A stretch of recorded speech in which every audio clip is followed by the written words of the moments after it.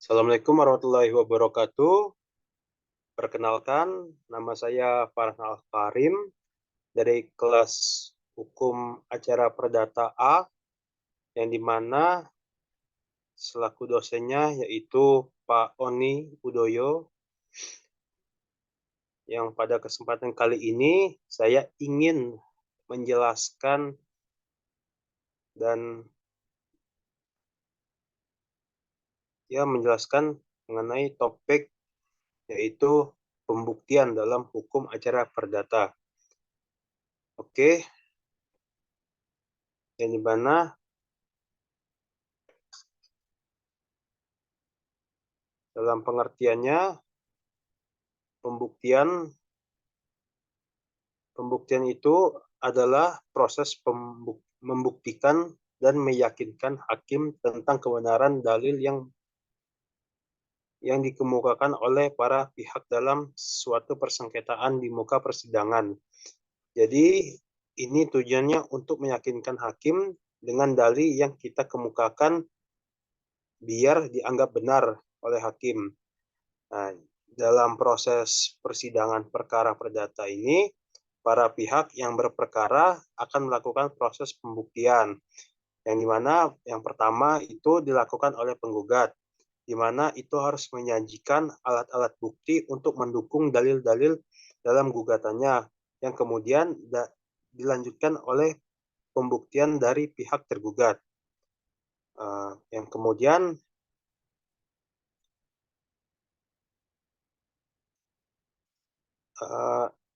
jadi dari pembuktian ini kita harus tahu apa yang harus dibuktikan itu. Jadi hal-hal yang harus dibuktikan itu pertama itu ada peristiwa atau hubungan hukum yang disampaikan oleh pihak-pihak yang berperkara. Contohnya peristiwa jual beli atau sengketa tanah, itu harus dibuktikan. Itu contohnya dari poin yang pertama.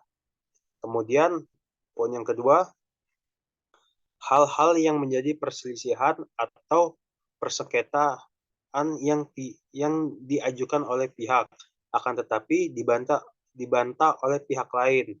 Nah, ini contohnya ada di perselisihan seperti misalnya jual beli, misalnya antara penggugat dan tergugat. Nah, si penggugat ini adanya jual beli, si penggugat bilang kalau si tergugat ini belum melunasi pembayaran pada saat dia melakukan transaksi jual beli tanah misalnya. Tapi si tergugat ini bilang dia dia membantah, bilang dia sudah melunasi pembayaran waktu dia melakukan transaksi jual beli tersebut. Nah, oleh karena itu terjadilah perselisihan. Itu buat contoh poin nomor 2. Kemudian ada hal yang sebaliknya, yaitu hal yang tidak perlu dibuktikan, yang dimana dalil-dalil yang disangkal oleh pihak lawan dan diakui sepenuhnya oleh pihak lawan. Nah, ini contohnya kalau lawan sudah mengakui adanya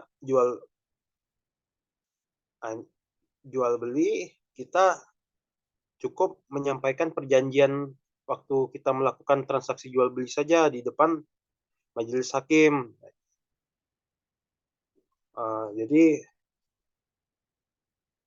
Jadi kita tidak perlu membuktikan itu di depan persidangan. Kemudian yang kedua, hal yang sudah diketahui oleh umum atau yang biasa disebut notoire feiten. Nah, selanjutnya ini ada beban pembuktian, yang dimana beban pembuktian ini pada dasarnya ada di pasal 163 HIR dan pasal 1863 BW. Yang dimana pasal 163 HIR ini menjelaskan barang siapa yang mengaku mempunyai hak atau memajukan sesuatu peristiwa untuk menguatkan pengakuannya atau bagi pihak yang menyangkal hak orang lain tersebut, maka kebenarannya peristiwa tersebut haruslah dibuktikan.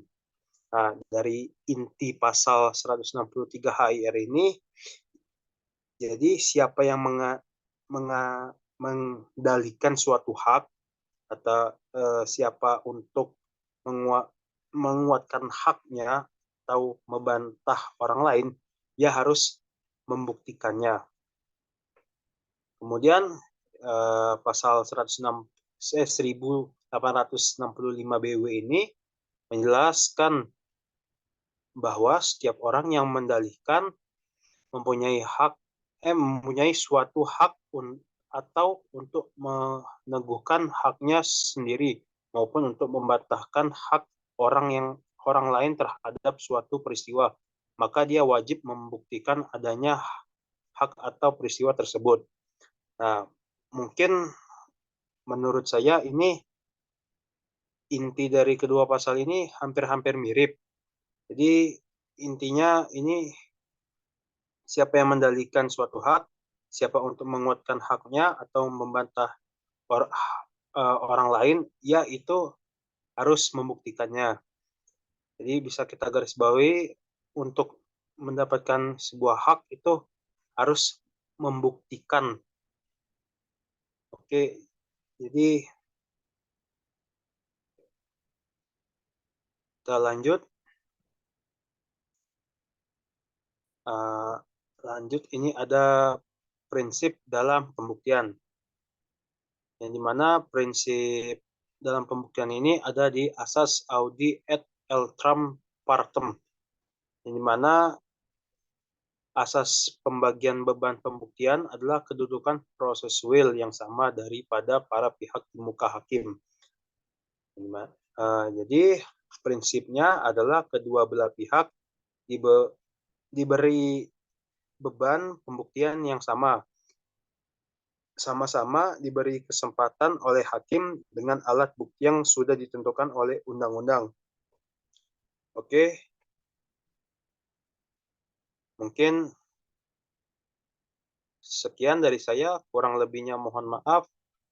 Assalamualaikum warahmatullahi wabarakatuh.